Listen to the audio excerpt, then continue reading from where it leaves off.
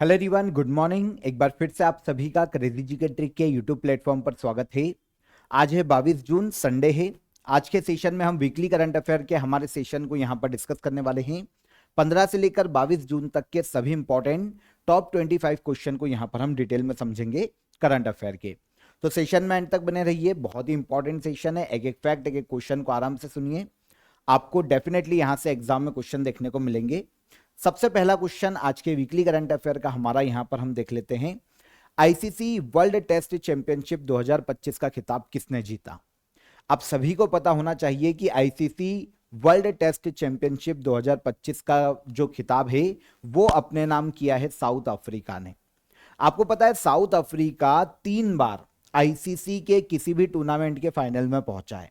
3 बार, उसमें से 2 बार इसने ट्रॉफी अपने नाम की है। एक 1998 में चैंपियंस ट्रॉफी जीता था साउथ अफ्रीका। इसके अलावा 2024 में टी20 वर्ल्ड कप के फाइनल में पहुंचा था, लेकिन इंडिया से हार गया। और अब फाइनली 2025 में ICC world test championship 2025 South Africa ने ऑस्ट्रेलिया को हराकर अपने नाम की है। तो तीसरा एडिशन है इस चैंपियनशिप का, आईसीसी वर्ल्ड टेस्ट चैंपियनशिप का। तीसरे एडिशन का खिताब दक्षिण अफ्रीका ने जीता। रनर अप कौन रहा? तो इसने फाइनल में ऑस्ट्रेलिया को 5 विकेट से हराकर, इसका फाइनल खेला गया था लंदन के इंग्लैंड के लॉर्ड्स क्रिकेट स्टेडियम में। यहां पर ऑस्ट्रेलिया को हराकर साउथ अफ्रीका ने यह खिताब जीता है। अभी तक 3 एडिशन में सबसे पहला एडिशन जो कि 2019 से 2021 का है, इसके विनर रहे हैं न्यूजीलैंड, और यहां पर रनर अप थी इंडिया की test cricket team. Second edition 2021 से 2023 में खेला गया। 2023 में फाइनल हुआ था, जहां पर ऑस्ट्रेलिया ने इंडिया को हराकर सेकेंड एडिशन अपने नाम किया। और अब तीसरा एडिशन इस चैंपियनशिप का साउथ अफ्रीका ने फाइनल में ऑस्ट्रेलिया को हराकर जीता है। पीएम मोदी को Grand Cross of the Order of Makarios third से सम्मानित किया गया है। यह किस देश का सर्वोच्च नागरिक सम्मान है? तो रिसेंटली भारत के पीएम नरेंद्र मोदी 3 देशों की यात्रा पर थे। एक है उसमें से साइप्रस, कनाडा और तीसरा था क्रोएशिया। तो 3 देशों की यात्रा पर थे। जब साइप्रस भारत के पीएम नरेंद्र मोदी गए तो साइप्रस की गवर्नमेंट के द्वारा नरेंद्र मोदी को Grand Cross of the Order of Makarios third से सम्मानित किया गया, जो कि साइप्रस का सर्वोच्च सिविलियन ऑनर है, सर्वोच्च नागरिक सम्मान है। तो किसने दिया है इंडिया को? साइप्रस की गवर्नमेंट ने यह अवार्ड से भारत के पीएम को सम्मानित किया। साइप्रस के प्रेसिडेंट निकोस क्रिस्टोडुलाइट्स से इन्होंने भारत के पीएम को अपने यहां का सर्वोच्च नागरिक सम्मान सौंपा है। साइप्रस वेस्ट एशिया का एक देश है। अगर हम मैप पर लोकेशन देखेंगे तो यह हमको तुर्की के दक्षिण में देखने को मिलता है, मेडिटेरियन सी में, वेस्ट एशिया में। निकोसिया इसकी कैपिटल है। यूरो यहाँ की ऑफिशियल करेंसी है और यहाँ के प्रेसिडेंट है वर्तमान में निकोस क्रिस्टोडुलाइट्स। एनर्जी ट्रांजिशन इंडेक्स 2025 में भारत की रैंक क्या है? देखिए, एनर्जी ट्रांजिशन इंडेक्स की अगर हम बात करते हैं तो कोई भी देश जो ट्रेडिशनल एनर्जी सोर्सेस है, फॉर एग्जांपल कोल हो गया, ऑयल हो गया, इनसे कितनी स्पीड में शिफ्ट कर रहा है रिन्यूएबल एनर्जी की तरफ, सोलर एनर्जी, विंड एनर्जी, इन पर कितनी जल्दी शिफ्ट हो रहा है, कितनी स्पीड से शिफ्ट हो रहा है, इसके आधार पर रैंक दी जाती है इस इंडेक्स में देशों को। तो ये एनर्जी ट्रांजिशन इंडेक्स है 2025 का। इसमें इंडिया को 71वें रैंक पर रखा गया है 2025 में। 71वीं रैंक है इंडिया की। लास्ट ईयर जब ये इंडेक्स आया था तो इस इंडेक्स में इंडिया को लास्ट ईयर 63 रैंक पर रखा गया था, मतलब 8 रैंक की इंडिया की गिरावट हुई है। इंडेक्स कौन जारी करता है? वर्ल्ड इकोनॉमिक फोरम के द्वारा यह इंडेक्स जारी किया जाता है। 2025 में 118 देशों को रैंक किया गया है। 118 देशों में एनर्जी ट्रांजिशन इंडेक्स में पहले स्थान पर यूरोप का देश है स्वीडन, सेकंड पर है फिनलैंड और थर्ड पर है डेनमार्क। इंडिया की रैंक क्या है? इंडिया की रैंक है 71। अगर इंडिया की नेबर कंट्रीज की बात करें तो चाइना 12th रैंक पर है, बांग्लादेश 86 रैंक पर, पाकिस्तान की बात करें 101 रैंक पर है और नेपाल 104वीं रैंक पर देखने को मिलेगा। ईरान से अपने नागरिकों को निकालने के लिए भारत ने कौन सा मिशन लॉन्च किया है? आपको पता है अभी इजराइल और ईरान के मध्य में युद्ध चल रहा है। ऐसी कंडीशन में ईरान में जो इंडियंस हैं, जो अधिकतर इंडियन है ना, जो ईरान में गए हुए हैं वो स्टूडेंट है, स्टूडेंट वीजा पर वो पढ़ने के लिए गए हैं। अब वहां पर क्योंकि वॉर की कंडीशन है, तो ईरान से इंडियंस को निकालने के लिए इंडियन गवर्नमेंट के द्वारा जिस ऑपरेशन या मिशन को लॉन्च किया गया, इसका नाम है operation Sindhu. Operation Sindhu Indian government ने लॉन्च किया था ईरान से इंडियंस को निकालने के लिए, और पहली फ्लाइट से 110 इंडियन स्टूडेंट को ईरान से बाहर निकाला गया है। ईरान में 4000 से ज्यादा इंडियन सिटीजन है और उसमें अधिकतर स्टूडेंट हैं। और अगर ऑल ओवर जितने भी लोग गए हुए हैं ईरान, उनमें से भी अधिकतर हमको भारत में जम्मू कश्मीर यूनियन टेरिटरी के देखने को मिलते हैं। तो ईरान से इंडियंस को निकालने के लिए कौन सा ऑपरेशन इंडियन गवर्नमेंट ने शुरू किया, क्वेश्चन हमारा ये है।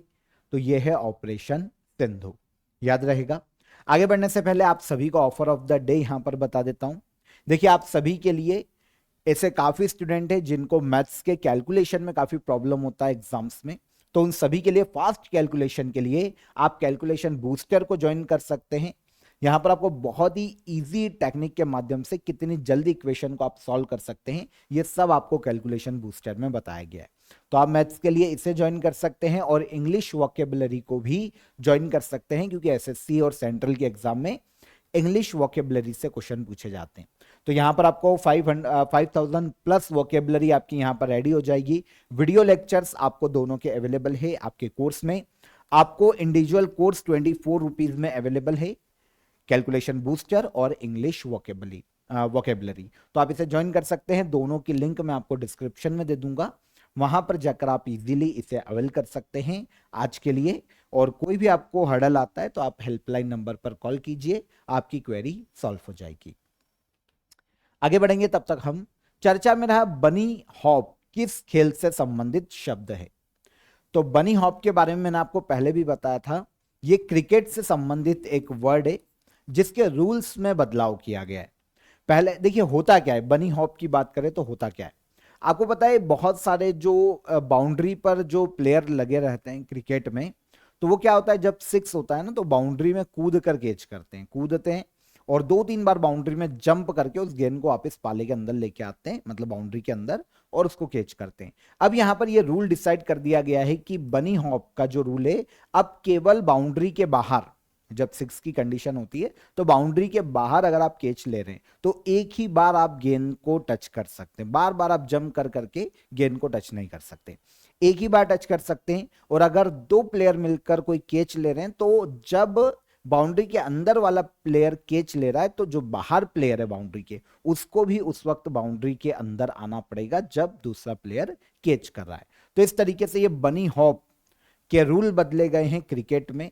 अच्छा, रूल किसने बदले, तो मेरिलेबोन क्रिकेट क्लब है जो कि पूरे वर्ल्ड में क्रिकेट के रूल को सेट करता है। ये क्रिकेट क्लब है मेरिलेबोन क्रिकेट क्लब के नाम से। इसका अगर हम देखें हेडक्वार्टर कहां पर है, तो ये हमको लंदन इंग्लैंड में देखने को मिलता है। क्रिकेट का सबसे पुराना क्लब माना जाता है और शुरू से यही संस्था है जो कि क्रिकेट के इंटरनेशनली रूल बना रही है। आईसीसी क्रिकेट को रेगुलेट करता है लेकिन रूल्स क्रिकेट के मेरिलेबोन क्रिकेट क्लब बनाता है। तो इसने जो बनी हॉप है उसके नियम में बदलाव किया है। तो आईसीसी के सलाह से भी ये बदलाव कर सकते हैं और अन्यथा खुद भी ये डिसीजन ले सकते हैं। अगर ये डिसाइड कर देते हैं तो पूरे इंटरनेशनल जो क्रिकेट होते हैं उनका रूल्स चेंज हो सकता है। तो मेरिलेबोन क्रिकेट क्लब ने बनी हॉप के रूल को चेंज किया है, क्रिकेट से संबंधित वर्ड है। भारत की 16वीं जनगणना 2027 के पहले चरण की शुरुआत कब से होगी, तो भारत की 16वीं जनगणना सेंसस शुरू होने वाला है और इसकी शुरुआत की जाएगी फर्स्ट फेज की 1 अक्टूबर 2026 को। सेंट्रल गवर्नमेंट ने हाल ही में एक नोटिफिकेशन जारी किया है सेंसस 2027 के बारे में, और इसमें बताया गया कि भारत में 2 चरणों में 2027 का सेंसस कराया जाएगा। यह भारत की 16वीं जनगणना है और आजाद भारत की 8वीं जनगणना है 2027 की। फर्स्ट स्टेज 1 अक्टूबर 2026 को शुरू होगी। उत्तर भारत के लद्दाख, जम्मू कश्मीर, हिमाचल प्रदेश, उत्तराखंड ये ऐसे राज्य या यूनियन टेरिटरी होगी जहां पर पहले फेज में सेंसस कराया जाएगा और फिर सेकेंड स्टेज शुरू होगी 1 मार्च 2027 को। इसमें बाकी के इंडिया में सेंसस कंडक्ट कराया जाएगा। तो 2 फेज में ये जनगणना होगी, इंडिया की 16वीं जनगणना और आजाद भारत की 8वीं जनगणना। 2027 की जनगणना में खास क्या होगा, तो पहली बार जातिगत जनगणना भी इसमें डेटा जोड़ा जाएगा, जाति आधारित गणना भी जोड़ी गई है। डिजिटल सेंसस है इंडिया का, जहां पर डिजिटली तकनीक का यूज किया जाएगा।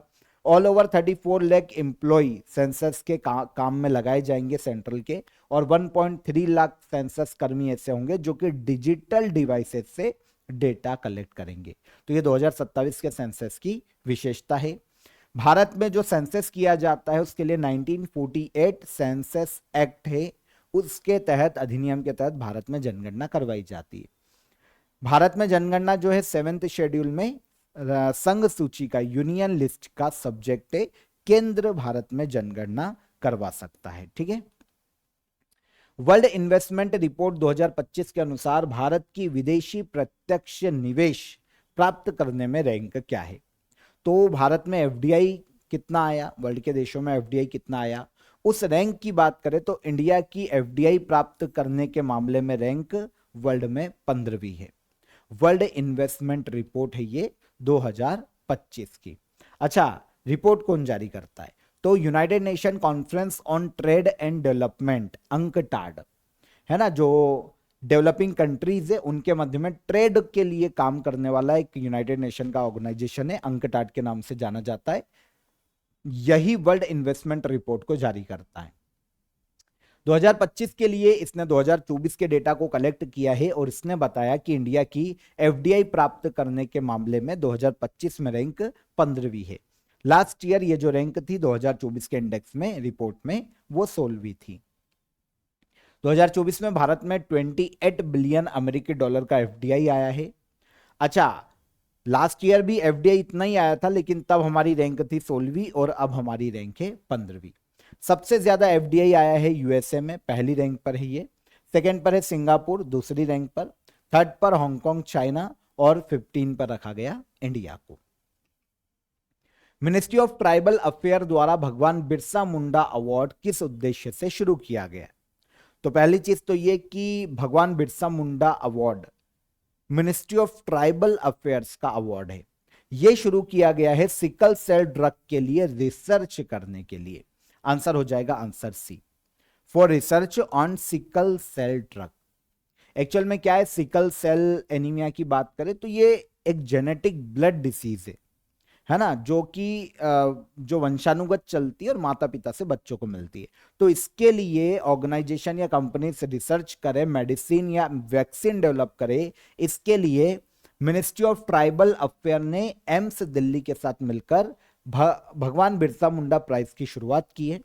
इसके तहत क्या होगा, सिकल सेल के लिए नई दवा विकसित करने वाली कंपनी को या संस्था को 10 करोड़ रुपए का फंड दिया जाएगा ताकि वो आगे और रिसर्च कर पाए।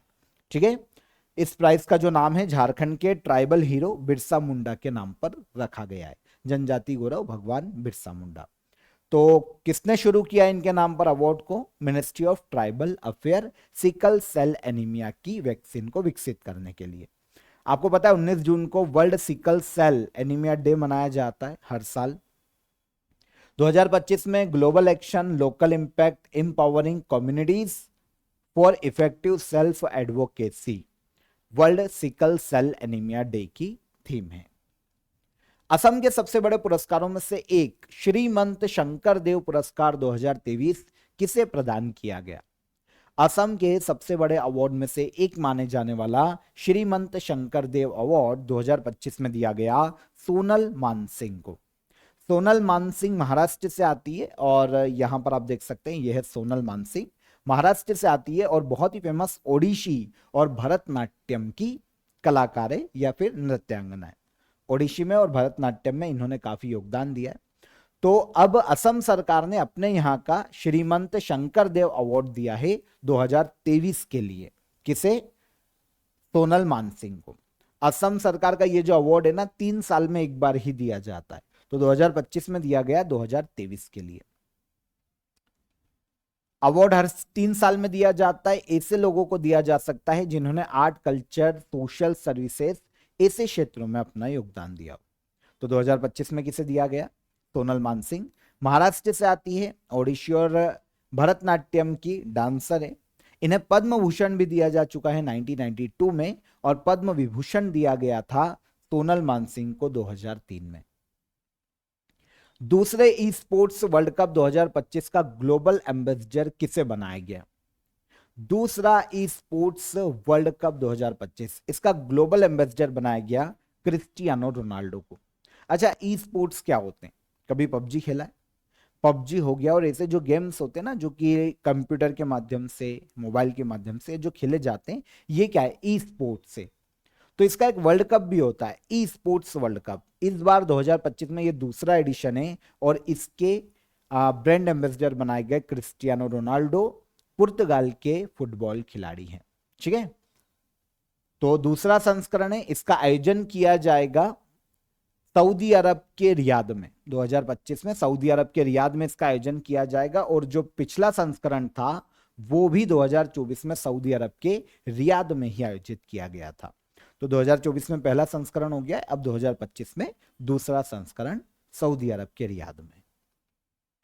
चर्चा में रही ग्रीन लाइन बॉर्डर किस देश में स्थित है? चर्चा में रही ग्रीन लाइन बॉर्डर ये देखने को मिलती है हमें साइप्रस में। अभी हमने साइप्रस की बात की थी। भारत के पीएम नरेंद्र मोदी जब साइप्रस गए थे ना, तो उन्होंने ग्रीन लाइन बॉर्डर को विजिट किया था। आपको बताइए, एक विवादित बॉर्डर है जो कि उत्तरी साइप्रस और दक्षिणी साइप्रस के मध्य में है।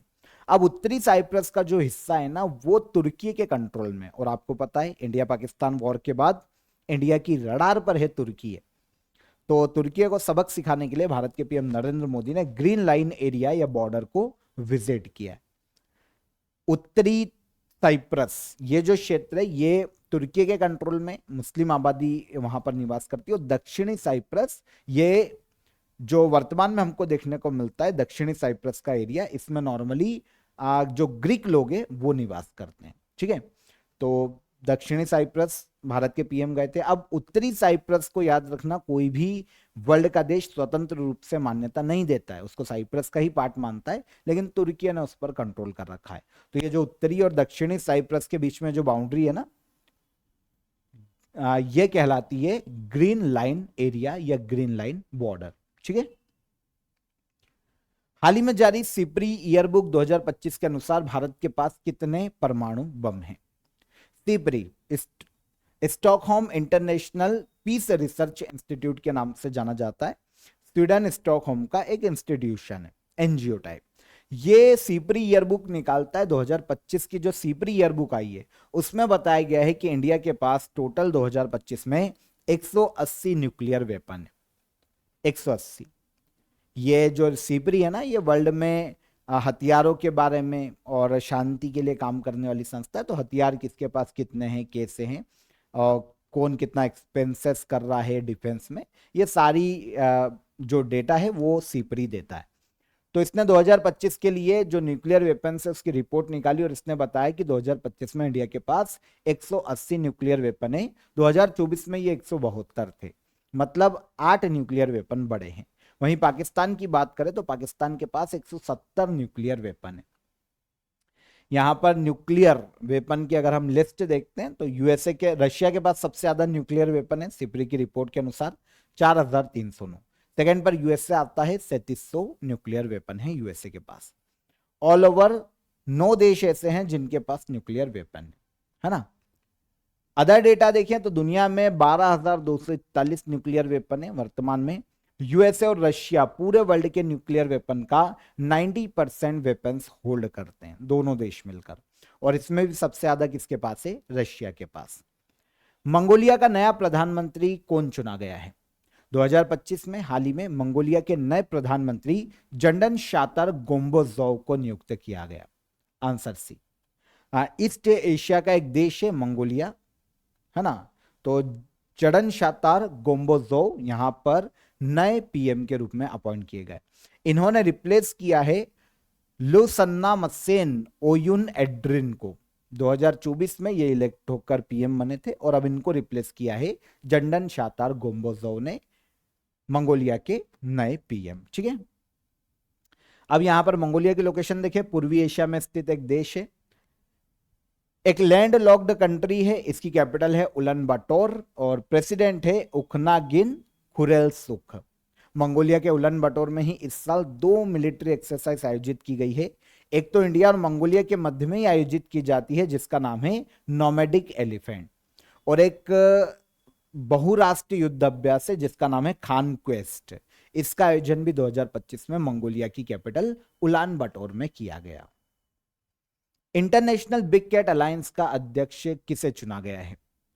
इंटरनेशनल बिग कैट अलायंस बड़ी बिल्लियों की 7 प्रजातियों के संरक्षण के लिए एक अलायंस या संगठन है। 2023 में भारत के पीएम नरेंद्र मोदी के द्वारा ही इसका गठन किया गया था। अब इसके अध्यक्ष नियुक्त किए गए हैं भारत के इन्वायरमेंट मिनिस्टर भूपेंद्र यादव। आपको पता है इसका हेडक्वार्टर भी इंडिया में ही है, नई दिल्ली में, इंटरनेशनल बिग कैट अलायंस। तो भारत के इन्वायरमेंट मिनिस्टर भूपेंद्र यादव को इसका अध्यक्ष नियुक्त किया गया, और इसके अलावा आईएफएस अधिकारी हैं सत्य प्रकाश यादव, इनको डायरेक्टर जनरल के रूप में अपॉइंट किया गया है।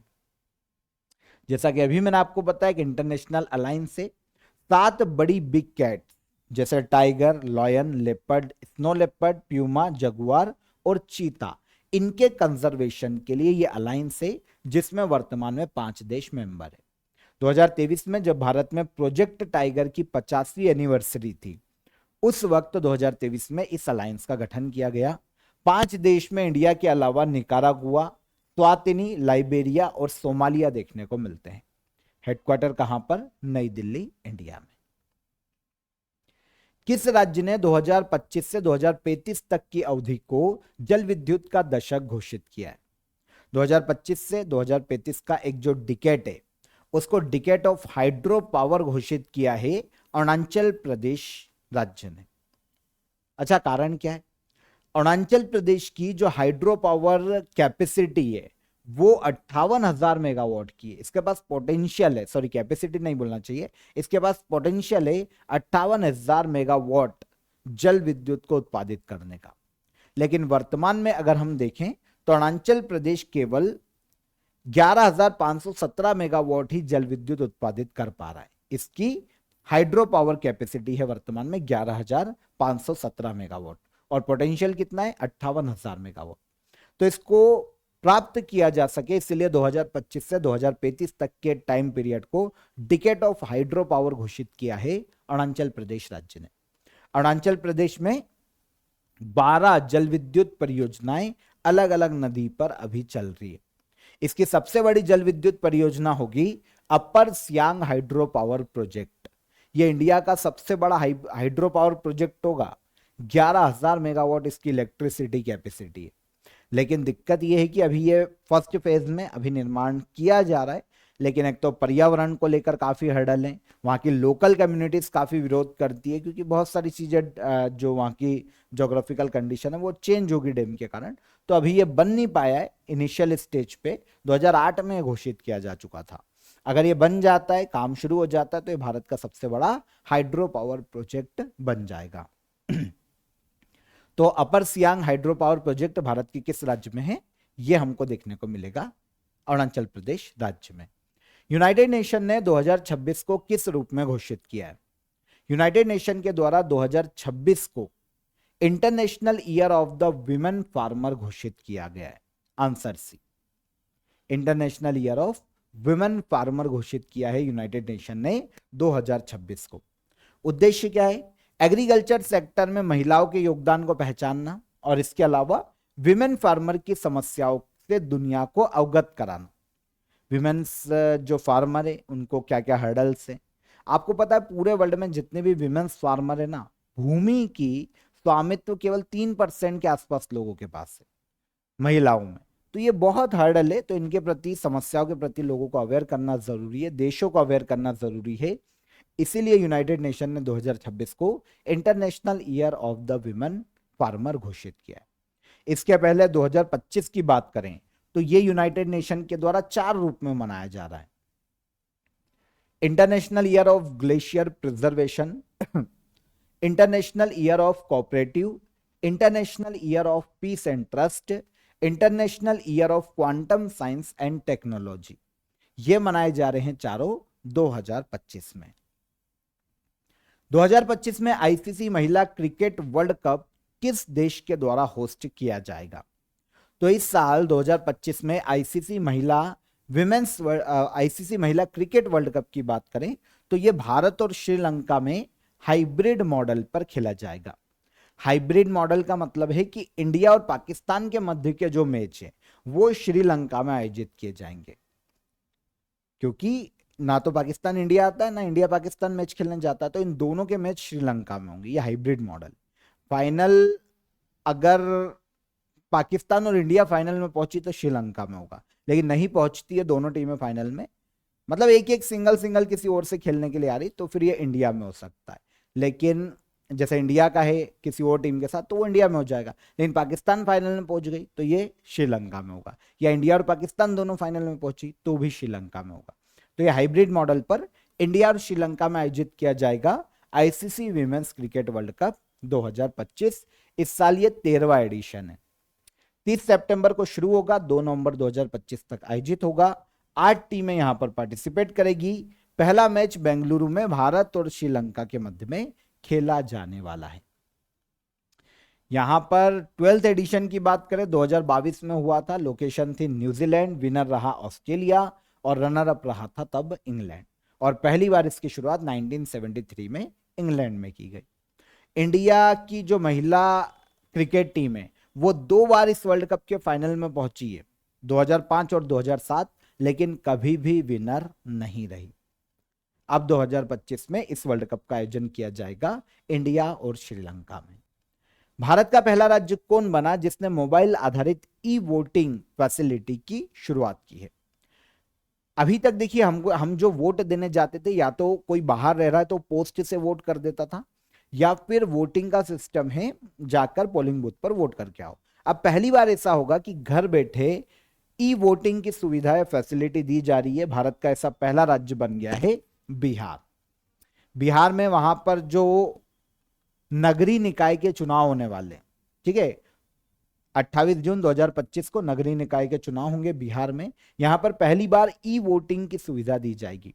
घर बैठे लोग ई वोट कर पाएंगे। वैसे सबको फैसिलिटी नहीं है, लेकिन जो फिजिकली चैलेंज्ड है, जो बुजुर्ग लोग हैं राज्य के, जो किसी प्रकार से बीमार हैं, है ना, आ नहीं सकते बूथ तक, तो ऐसे लोगों के लिए ई वोटिंग की सुविधा शुरू की जा रही है।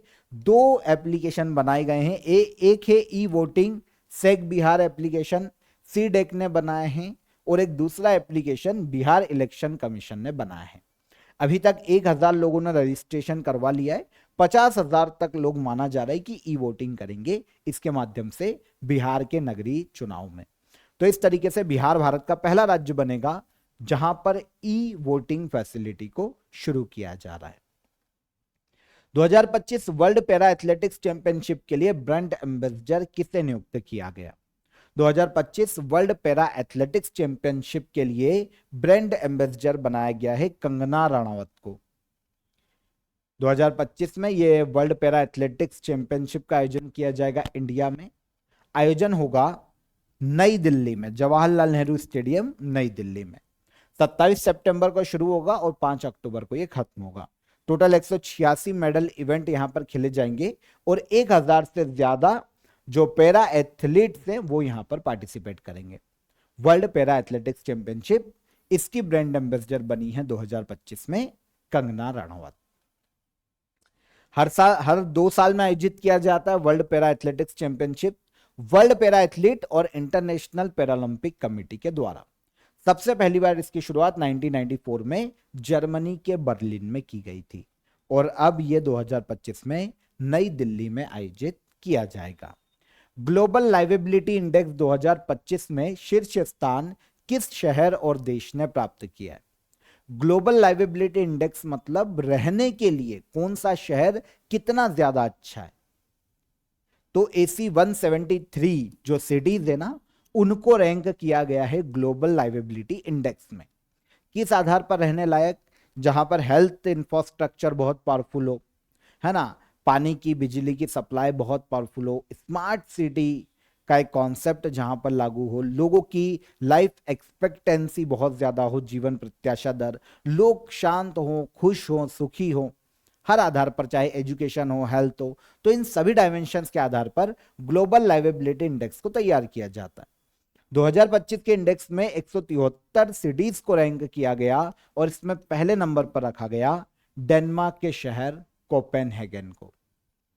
ग्लोबल लाइवेबिलिटी इंडेक्स में कोपेनहेगन पहले स्थान पर है। अच्छा, जारी कौन करता है इस इंडेक्स को? इकोनॉमिस्ट इंटेलिजेंस यूनिट के द्वारा इस इंडेक्स को जारी किया जाता है। 173 शहरों को रैंक दी जाती है।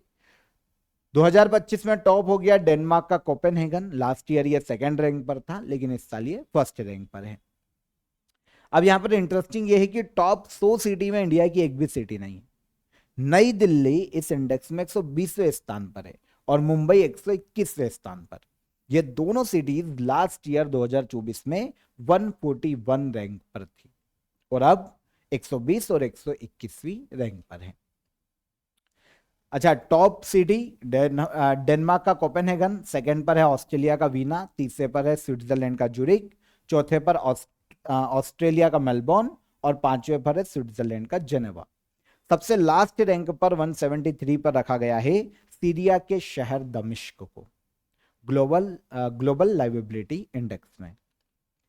हाल ही में पद्मश्री पुरस्कार प्राप्त मारुति चितमपल्ली का निधन हो गया। ये किस क्षेत्र से संबंधित थे? तो मारुति चितमपल्ली की अगर हम बात करें तो ये बहुत ही फेमस इन्वायरमेंट और वाइल्ड लाइफ कंजर्वेशन एक्टिविस्ट थे। आंसर सी हो जाएगा, मारुति चितमपल्ली। हाल ही में इनका निधन हो गया है 93 वर्ष की आयु में। इन्वायरमेंट और वाइल्ड लाइफ प्रोटेक्शन या कंजर्वेशन के लिए इनके जो प्रयास है, इसके लिए मारुति चितमपल्ली को 2025 में इसी साल पद्मश्री दिया गया है और अब इनका 93 वर्ष की आयु में निधन हो गया। महाराष्ट्र राज्य से ये संबंधित है। अरण्य ऋषि के नाम से भी इन्हें जाना जाता था। इन्वायरमेंटल एक्टिविस्ट महाराष्ट्र के मारुति चितमपल्ली। स्नीकर ने अपना नया ब्रांड एम्बेसडर किसे बनाया है? 2025 में स्नीकर ने हाल ही में अपना नया ब्रांड एम्बेसडर बनाया कार्तिक आर्यन को। वैसे आपको पता है कार्तिक आर्यन के अलावा इसी साल कुछ समय पहले ही जसप्रीत बुमराह भी स्केचर्स, है ना, स्केचर से ये एक शूज का ब्रांड है स्केचर्स, तो इसके ब्रांड एम्बेसडर बने हैं कार्तिक आर्यन। इसके पहले इसी साल जसप्रीत बुमराह भी स्केचर्स के ब्रांड एम्बेसडर बन चुके हैं। तो दोनों ही ब्रांड एम्बेसडर हैं इंटरनेशनल शूज ब्रांड स्केचर्स के। और इसके अलावा कंगना रनावत, अभी मैंने आपको बताया, 2025 के वर्ल्ड पैरा एथलेटिक्स चैंपियनशिप की ब्रांड एम्बेसडर हैं। गूगल ने अपना दुनिया का चौथा और एशिया का पहला सेफ्टी इंजीनियर सेंटर कहां पर लॉन्च किया है? गूगल ने उसका दुनिया का चौथा और इंडिया का पहला सेफ्टी इंजीनियरिंग सेंटर लॉन्च किया है तेलंगाना के हैदराबाद में। कहां पर? हैदराबाद, तेलंगाना। ठीक है, अब देखिए है क्या, पहले इसको समझें। सेफ्टी इंजीनियरिंग सेंटर की अगर हम बात करें तो गूगल के जो यूजर्स है उन्हें साइबर अटैक से सेफ्टी देना, साइबर अटैक से उन्हें बचाना, इसके लिए काम करेगा गूगल सेफ्टी इंजीनियरिंग सेंटर। इसके अलावा नए नए प्रोडक्ट पर रिसर्च और एनालिसिस का काम किया जाएगा, डेवलपमेंट का काम किया जाएगा गूगल के द्वारा। तो ये तेलंगाना के हैदराबाद में स्थापित किया गया। सीएम रेवंत रेड्डी भी यहां पर उपस्थित थे। अगर दुनिया के 4 गूगल के ऐसे सेंटर की बात करें तो पहला जर्मनी के म्यूनिक में देखने को मिल जाएगा, आयरलैंड के डबलिन में, फिर स्पेन के मलागा नाम के शहर में और अब तेलंगाना के हैदराबाद में चौथा सेंटर है। एशिया का पहला है, वर्ल्ड का चौथा है।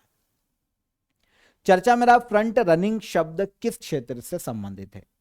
फ्रंट रनिंग शब्द की बात करें तो ये स्टॉक मार्केट का एक वर्ड है। स्टॉक मार्केट में सेबी के अकॉर्डिंग फ्रंट रनिंग एक इलीगल एक्टिविटी है।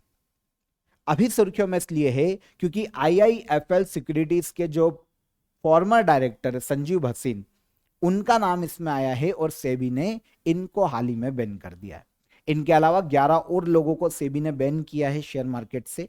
मतलब अब ये शेयर मार्केट में ट्रेड नहीं कर सकते, कोई एडवाइस नहीं दे सकते और शेयर मार्केट का कोई पद होल्ड नहीं कर पाएंगे। तो शेयर मार्केट के सारे दरवाजे इनके लिए बंद हो गए हैं क्योंकि ये हो गए हैं बैन। इन पर आरोप है फ्रंट रनिंग और शेयर में गड़बड़ी का। फ्रंट रनिंग में क्या होता है कि ये पहले से ही इनके जो साझेदार या इनकी जो कंपनियां हैं जो इनके पहचान में हैं, अंडर में, जिनके साथ इनके रिलेशन है, ये पहले ही बोल देते थे उस कंपनी को कि आप किसी एक कंपनी का शेयर खरीद लो। मान लो आप एसबीआई का शेयर खरीद लो। अब इन्होंने शेयर खरीद लिए किसी भी एक रेट पर, मान लो एसबीआई का शेयर 500 रुपए का, और इन्होंने खरीदवा दिया अपनी कंपनी को कि आप खरीद लो, कल बेच देना, कल मैं टीवी पे आके कॉल दूंगा, जब मूवमेंट आएगा तो आप बेच के निकल जाना। अब ये जो कंपनीज है इनके टच में जितनी भी है, इनका शेयर है कि भाई प्रॉफिट होगा तो 40% हमारा, इन्होंने पहले ही डील कर ली। अब इन्होंने एसबीआई के शेयर दिलवा दिए 500 रुपए के रेट पर अपनी कंपनियों को, जो जो इनकी पहचान के थे लोग और कंपनी। अब इन्होंने टीवी पर जो एडवाइजरी चैनल होते हैं शेयर मार्केट के, काफी सारे हैं बड़े बड़े, उन पर आकर ये कॉल देते थे। अब जब ये कॉल देते थे ना तो इंडिया में इनको काफी सुना जाता है, तो शेयर में मोमेंटम आता है जैसे ही ये कॉल देते हैं। अब मान लो 50 लाख लोग भी देश के इनके कहने पे शेयर खरीद लेते हैं तो शेयर में मोमेंटम आता है। ये 500 का शेयर मान लो 510 का हो गया क्योंकि इनके कॉल देने के बाद मोमेंटम आया। अब वो कंपनी और जो इनके साझेदार थे वो यहां पर स्क्वायर ऑफ कर कर निकल जाते हैं, मतलब बेच कर निकल जाते हैं। अब यहां से शेयर का रेट गिर जाता है क्योंकि वो बड़ी बड़ी कंपनियां जो करोड़ों का माल लेकर बैठी है शेयर, वो बेच देती है। अब ये जो रिटेलर है ना, ये फंस जाते थे इनके जाल में। तो ये होती है फ्रंट रनिंग। तो इसका आरोप है और इसके कारण सेबी ने इनको बैन किया हाल ही में 11 लोगों को। तो ये फ्रंट रनिंग शेयर मार्केट का वर्ड है। लास्ट क्वेश्चन, धरती आबा जन भागीदारी अभियान किस मंत्रालय के द्वारा शुरू किया गया? धरती आबा जन भागीदारी कैंपेन को शुरू करने का श्रेय दिया जाता है मिनिस्ट्री ऑफ ट्राइबल अफेयर्स को। आपको पता है जनजातियों के लिए एक एम्पावरमेंट कैंपेन के रूप में यह शुरू किया गया है, ट्राइबल एम्पावरमेंट कैंपेन के रूप में। अब देखिए, मिनिस्ट्री ऑफ ट्राइबल अफेयर ने इसे शुरू किया। अभियान का उद्देश्य कि ट्राइबल विलेजेस जितने भी हैं इंडिया में, वहां के जो जनजातीय समुदाय हैं उनको गवर्नमेंट स्कीम का लाभ पहुंचाया जा सके, जितनी भी गवर्नमेंट स्कीम से उन सभी का लाभ दिया जा सके। तो इसके लिए 549 ट्राइबल डिस्ट्रिक्ट तक ये कैंपेन पहुंचाया जाएगा, धरती आबा जन भागीदारी अभियान। 2900 ब्लॉक्स और करीब 1 लाख गांव इसमें शामिल किए जाएंगे जनजातियों के, जहां तक कैंपेन का लाभ पहुंचाना है। यहां पर जो गांव में आधार कार्ड अपडेट किया जाएगा जनजाति समुदाय का, जो भी लोग हैं, आयुष्मान भारत हेल्थ कार्ड बनाए जाएंगे, जन धन बैंक अकाउंट खोले जाएंगे, पीएम किसान योजना के तहत रजिस्ट्रेशन किया जाएगा। तो ऐसे काफी सारे, और जो स्टूडेंट है ट्राइबल एरिया या ट्राइबल से स्टूडेंट हैं उनको स्कॉलरशिप दी जाएगी। भारत सरकार ने 2025 को जनजाति गौरव वर्ष के रूप में घोषित किया था, तो 2025 जनजाति गौरव वर्ष के रूप में मनाया जा रहा है। क्वेश्चन हमारा कैंपेन से है, धरती आबा जन भागीदारी अभियान किस मिनिस्ट्री ने लॉन्च किया? तो इसे मिनिस्ट्री ऑफ ट्राइबल अफेयर्स ने लॉन्च किया है। ओके, तो यहां पर 16 से लेकर 22 जून तक के सभी important current affair, top 25 question यहां पर हमने डिटेल में समझे। एक एक फैक्ट, एक एक क्वेश्चन को आराम से हमने यहां पर डिस्कस किया। ऑफर ऑफ द डे आप सभी को पता है, कैलकुलेशन बूस्टर और इंग्लिश वोकेबुलरी आप ज्वाइन कर सकते हैं। दोनों की लिंक मैंने आपको डिस्क्रिप्शन में दे दी है, वहां से आप इसे ज्वाइन कर लीजिए और एप्लीकेशन को चेकआउट कीजिए। वहां पर आपके लिए काफी सारे एग्जाम ओरिएंटेड कोर्सेस आपको देखने को मिल जाएंगे। कल फिर मुलाकात करेंगे नेक्स्ट डे के सेशन में, तब तक अपना ख्याल रखिएगा। जय हिंद, जय भारत।